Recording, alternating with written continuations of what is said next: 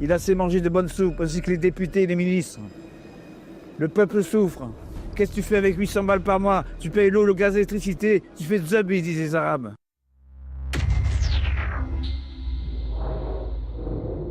Bienvenue sur GPTV Investigation. Aujourd'hui, on aborde un sujet crucial, la liberté d'expression, ce droit fondamental gravé dans nos lois, mais constamment bafoué par ceux qui devraient le protéger. Prenez C8 par exemple. Alors qu'on aime ou pas Cyril Hanouna, peu importe, la question n'est pas là. Ce qui est en jeu, c'est que l'Arcom, cette machine à censurer, déguisée en régulateur, a décidé de s'en prendre à une chaîne qui ose sortir des sentiers battus. Depuis quand une autorité peut-elle décider qui a le droit de parler ou non? Et ce n'est pas tout. En Europe, on veut carrément interdire X, l'ancien Twitter. Pourquoi? Elon Musk a fait le choix de défendre la liberté d'expression. Ça dérange. Et quand ça dérange, on censure. Aujourd'hui, on démonte cette hypocrisie. Qui sont vraiment les ennemis de la liberté d'expression? Macron, l'Europe, l'Arcom?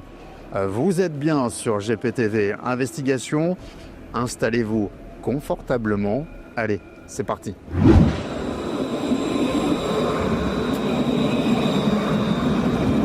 Mais attendez une minute, avant d'aller plus loin, un petit rappel, si vous croyez comme nous en la liberté d'expression, soutenez-nous, mettez un pouce bleu, commentez, partagez cette vidéo et surtout abonnez-vous. Merci d'être là, car c'est ensemble que nous faisons la différence. Allez, on y va.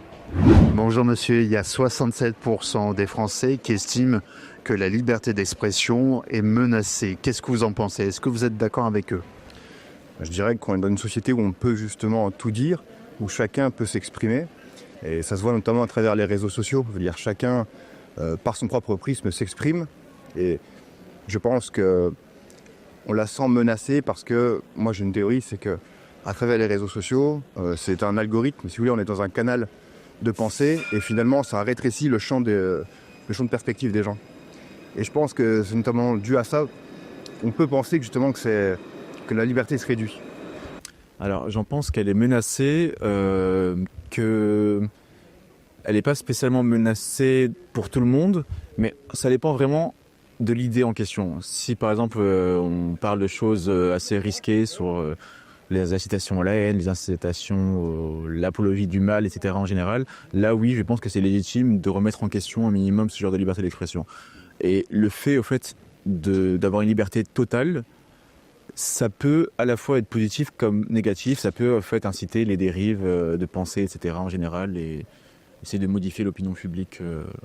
Bien sûr, elle est menacée, surtout en Europe, hein, parce qu'avec Charlie Hebdo, comme on l'a vu, elle est menacée, et grâce à Elon Musk, elle est sauvée, et tout le monde peut s'exprimer grâce à lui de nos jours, et on voit que ça ne plaît pas à une certaine classe politique. Ça dérange. La gauche, voilà, qui vient d'annoncer qu'ils quittent le réseau. Voilà. Parce que quand il s'agit de poster leurs idées, ils sont les premiers à être là. Et quand ça dérange, quand il faut dire la vérité, ça leur plaît pas. Voilà. J'en pense que, alors pas forcément, mais ça commence à se sentir un petit peu avec les chaînes TNT notamment qui ferment, C8, Énergie 12 notamment. Je pense que oui, effectivement, elle est certainement en danger. La liberté d'expression, c'est important parce que pour prendre une décision, à ce que je sache, il faut une thèse, une antithèse et une synthèse. Il faut donc qu'il y ait des antithèses avec les thèses. Oui, je le crois bien que la liberté d'expression est vraiment limitée. Bon, moi je vous le dis, je suis quand même quelqu'un qui suis croyante et aussi vraiment... Nous, on est là pour vouloir faire le bien, pour aider les uns les autres, on va dire ça comme ça. Et il y a aussi ça qui est très menacé, vraiment, parce qu'on dit que, pour moi, la liberté d'expression, on dit que la religiosité, non, c'est pas comme ça. La religiosité, c'était à l'époque, voyez-vous. Maintenant, non, on préfère être tous unis, que ce soit, on dit catholiques, protestants, etc. Et je vois qu'il y a beaucoup de tensions, aussi de tensions à ce niveau-là. Alors que nous, bon, on se dit entre guillemets en tant qu'évangéliste, c'est pour, voilà, nous avons un sauveur, nous avons un libérateur. Jésus, il est venu pour tout le monde et que vraiment, lui, qu'est-ce qu'il veut? Que nous soyons réconciliés avec le Très-Haut pour justement vraiment que nous soyons tous unis dans la paix. Voilà. Quand on voit sur Charlie Hebdo que seulement 7 Français sur 10 défendent la liberté d'expression et certains ne se représentent pas Charlie, je me pose la question. Voilà.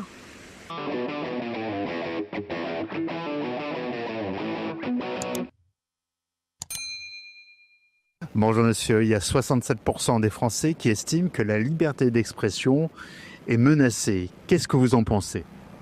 Je pense que c'est tout à fait la réalité. Pourquoi? Aujourd'hui, on voit bien qu'on est dans des postures où la morale se refait surface, ou fait surface en tout cas, puisque ça n'était pas le cas avant. Et donc, ça a un impact fort sur effectivement la liberté d'expression, et c'est bien dommage. Donc, c'est le grand danger des démocraties comme les nôtres. Et on n'est pas à l'abri. On voit ce qui se passe dans les pays développés, on voit ce qui se passe aux États-Unis et ailleurs.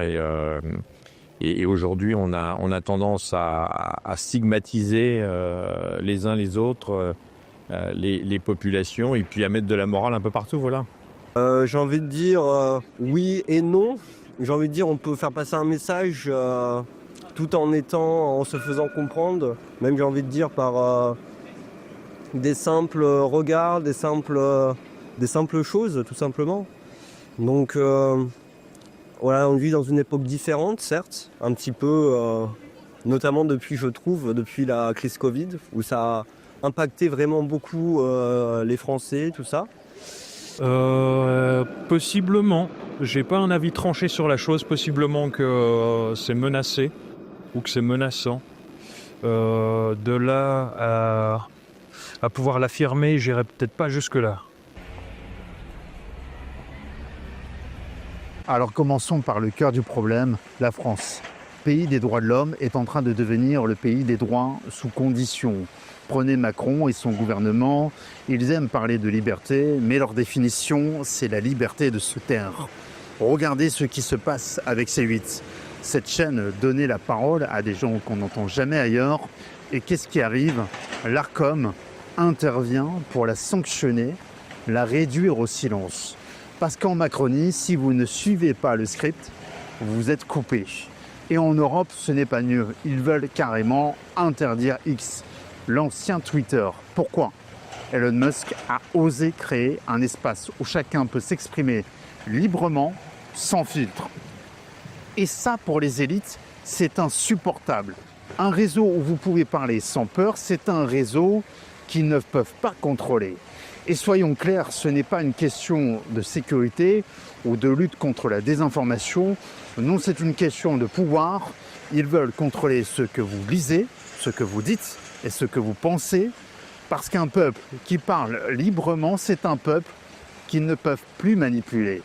Et vous, qu'en pensez-vous? Dites-le moi en commentaire, partagez cette vidéo et abonnez-vous si ce n'est pas déjà fait.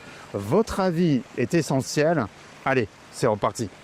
Bonjour monsieur, il y a 67% des Français qui estiment que la liberté d'expression est en danger. Qu'en pensez-vous?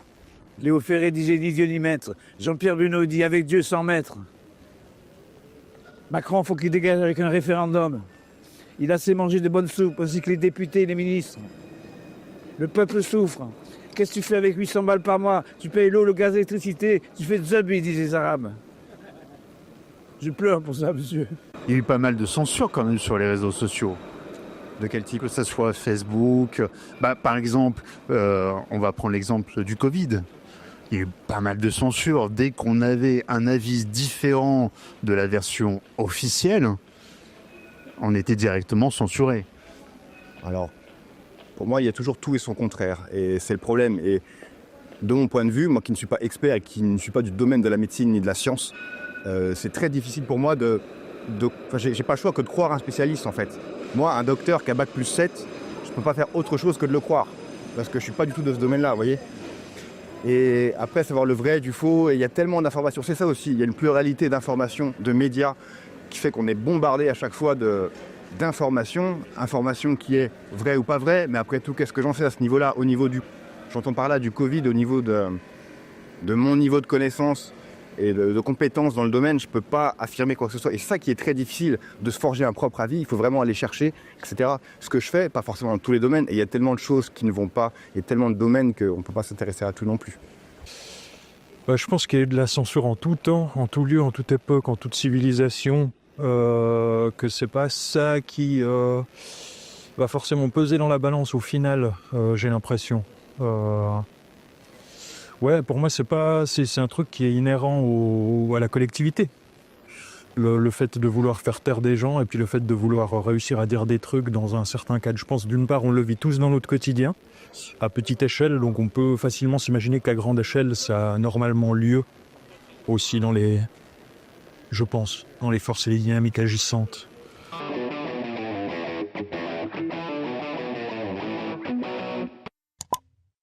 C'est un cri de colère, là. Non, un cri d'amour. Un credo.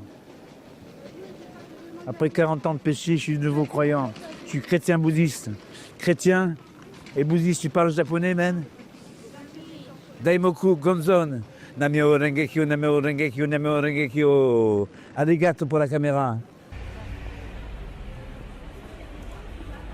Alors pendant que Macron et l'Europe jouent les censeurs en chef, il y a des figures à l'international qui refusent de plier. Prenez Elon Musk. Ce type a racheté Twitter pour en faire X, un espace où chacun peut s'exprimer librement.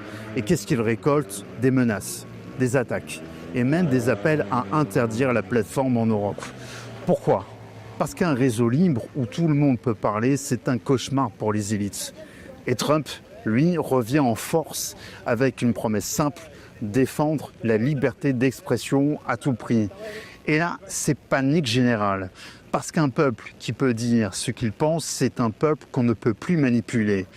Les élites le savent bien. Si les citoyens reprennent la parole, leur petit jeu est terminé. Ces deux hommes, Musk et Trump, sont loin d'être parfaits, mais leur combat pour la liberté, c'est aussi le nôtre. Parce que sans parole libre, il n'y a ni débat, ni démocratie. Et si on ne les soutient pas aujourd'hui, demain, ce sera nous qui serons réduits au silence. Alors, qu'est-ce que vous en pensez? N'hésitez pas à réagir dans les commentaires. Abonnez-vous à la chaîne. Allez, c'est reparti. Qu'est-ce que vous pensez de l'Europe qui veut à tout prix fermer Twitter, X actuellement? Alors, pourquoi ils veulent fermer X? Parce que déjà, Elon Musk, il donne son avis sur l'Europe, qui nous désigne comme gauchiste, le continent le plus gauchiste qui puisse exister sur la planète. Et moi, je trouve cela encore inadmissible, voilà. Parce que c'est le réseau qui est très important aujourd'hui et c'est l'homme le plus riche de la planète. Hein. Et c'est grâce à lui les États-Unis font voler les fusées. Et nous, pour l'instant, on est en train de se déchirer sur des retraites. Voilà. Pendant qu'ils avancent à puissance 1000, quoi, par rapport à l'Europe. Un dernier mot? Et notamment sur l'Arcom, voilà, qu'on a fermé C8. Et c'est CNews en danger, ils n'arrêtent pas de le répéter. Alors pourquoi maintenant il y a Elon Musk qui veut lancer une chaîne de télévision avec ses satellites? Ça, c'est une très bonne idée où on pourra donner la parole à tout le monde, sans aucun tabou. Voilà. Moi, personnellement, je n'ai pas Twitter. Par souci de santé mentale, je pense. Je préfère préserver de ça, oui, parce que les réseaux sociaux, on donne un avis sur tout. Et c'est le problème, c'est un avis sur tout. Et comme je veux dire, on manque beaucoup de recul maintenant, parce qu'on n'a pas les connaissances, on s'exprime, on veut avoir raison. Voilà, la vérité apporte peu, ce qu'on veut, c'est avoir raison. Et le problème de ce réseau-là, c'est que on est regroupé en fait avec des gens qui pensent comme nous. Et ça, en fait, ça cloître la pensée et le champ des possibles du raisonnement. Et c'est ça qui est très dommage dans notre société. À la fois, en fait, les réseaux sociaux et ces médias-là comme X, c'est à la fois pour moi le poison et l'antidote, vous voyez. On pourrait s'en servir d'une manière vraiment positive, mais la simplicité, je pense, du cerveau humain, qui va toujours vers la simplicité, fait que voilà... C'est des débats stériles sur CNews, c'est qui a la meilleure punchline, qui va mieux répondre, qui va avoir raison. C'est une rhétorique, on se croirait au tribunal avec les avocats. Enfin, vous voyez, c'est un spectacle, c'est du théâtre, mais dans le fond... Il ne faut pas l'interdire. Interdire Twitter en France? Non. On pourrait interdire TikTok, je pense, Parce que Là, je suis d'accord. c'est vraiment la genèse de la débilité et le cerveau humain va vers la facilité. Et même moi qui n'ai qu'Instagram, je vais vraiment sur les reels, c'est du consommable, mais je scrolle pendant 10 minutes, parfois 1 heure, et je me souviens plus de ce que j'ai regardé. Je me suis marré à un moment, j'ai eu ma dose de dopamine, mais j'ai surtout eu du temps de perdu. C'est ça le problème de ce type de réseau, c'est que ça nous prend notre attention. Et ça, c'est vraiment dommage pour l'humanité, je dirais. Alors voilà, la liberté d'expression n'est pas un luxe, c'est un droit. Et aujourd'hui, ce droit est en train d'être effacé par ceux qui prétendent le défendre. Macron, l'Arcom, l'Europe, ils ne veulent pas protéger votre liberté. Ils veulent la contrôler, l'étouffer, l'effacer. Mais attention, une liberté qu'on ne défend pas, c'est une liberté qu'on perd. Si on reste passif, si on accepte ce silence imposé, demain, ça ne sera plus seulement nos mots qui vont disparaître. Ce sera notre capacité à dire non, à résister, à penser par nous-mêmes. Alors, agissez, refusez ce système qui veut tout verrouiller. Faites entendre votre voix parce qu'en 2025, le combat pour la liberté d'expression est aussi le combat pour notre dignité. C'était Mickaël pour GPTV Investigation. N'oubliez pas le plus important, restez libre.